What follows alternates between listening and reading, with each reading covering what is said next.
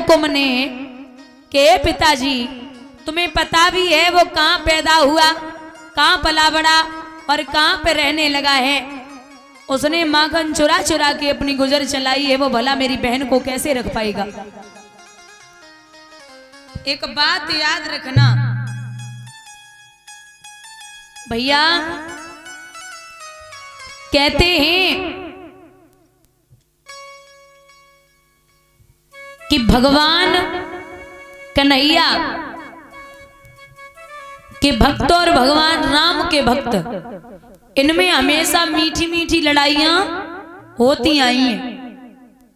भगवान राम के भक्त हैं बाबा तुलसीदास जी और कृष्ण के भक्त हैं सूरदास जी। तुलसी बाबा रोज कहा करते थे सूरदास जी से कि माखन चोर की पूजा मत करो, वो हमेशा तुम्हारी बेइज्जती कराएगा, मेरी बात मान लो, इनकी पूजा करो, ये मर्यादा में रहते हैं। क्योंकि श्री राम की तस्वीर जब जब आप देखेंगे तो बड़े कायदे में खड़े होंगे, लेकिन भगवान कृष्ण की तस्वीर देखी होगी वो हमेशा बंसी ओठों से होगी और पैर एक टेढ़ा रखा होगा और एक सेकंड में पता नहीं कहां से कहां निगाहें पहुंचा दे। महाराज बाबा समझाए रहे कि उसकी पूजा ना करो, बहुत बड़ा छलिया है, लेकिन सूरदास नाय माने, जवाब दो तुम रोज बुराई करते हो, आज एक काम करो, आज नपाई कर लो। बोले करो। तो एक बड़ी सी तराजू मंगाई गई और तराजू में एक तरफ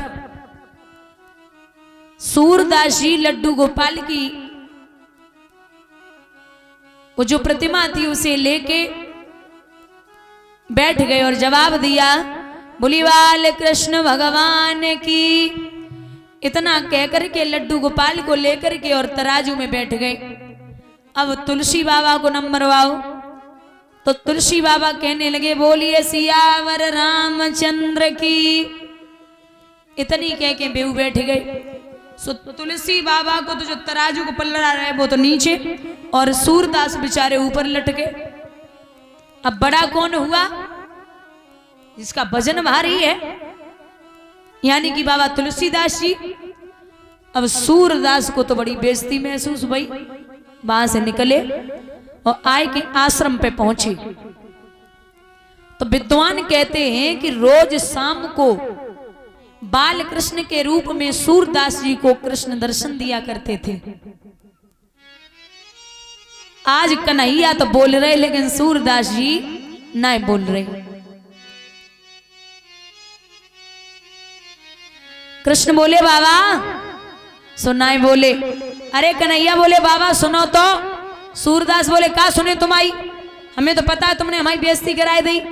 आज तो चले अकेले हते तुलसी बाबा तो कोई टेंशन ना है, थोड़ी कम बेइज्जती वही है, लेकिन अगर कल भरे समाज में अगर तुम हमारी बेइज्जती कराए दियो तो हम तो को मुंह दिखाए हुए काबिल ना है।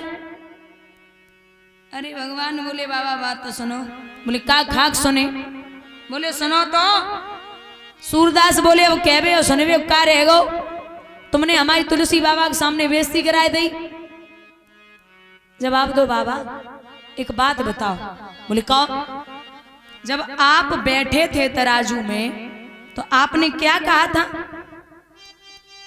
बोले हमने कहा था बाल कृष्ण भगवान की जय।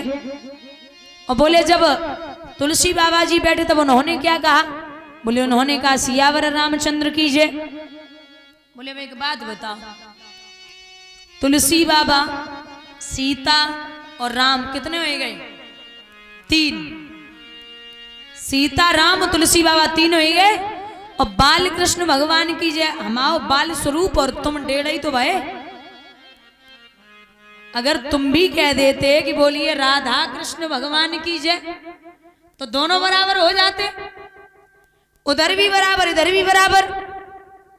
जाओ तुलसी से कहना कि पहले बेईमानी हो गई, नपाई फिर से होगी। झोली में लड्डू गोपाल डाले और फिर चंदे। तुलसी बाबा ने दूर से आ तो वो देखो, समझ गए कि कन्हैया ने भेजो है। पहुंचे बोले बाबा पहले ठीक से नपाई नहीं हुई, अब दोबारा फिर होगी। तुलसी बाबा बोले जाने तुम्हें सिखाए पढ़ाए के भेजो है ना, बस अज्जा कह दियो तुम्हारे दरबार में बेईमानी हो तो ये हमारे में एक ही नपाई हो, दोबारा ना होते। मैं मर्यादा में रहने वालों के साथ रहता हूं, हमारे यहाँ ये कुछ नहीं चलता, एक बार नपाई हो गई तो हो गई। बाबा सूरदास बेचारे मुंह फुलाए के निकले सो पीछे से कलाई पकड़ी और तुलसी बाबा ने जवाब दो, बाबा मैं तो आपको ऐसे ही बोलता रहता हूं, कृष्ण और राम में कुछ भी नहीं बटा, वो भी विष्णु के अवतरित है और ये भी विष्णु जी के ही अवतरित है।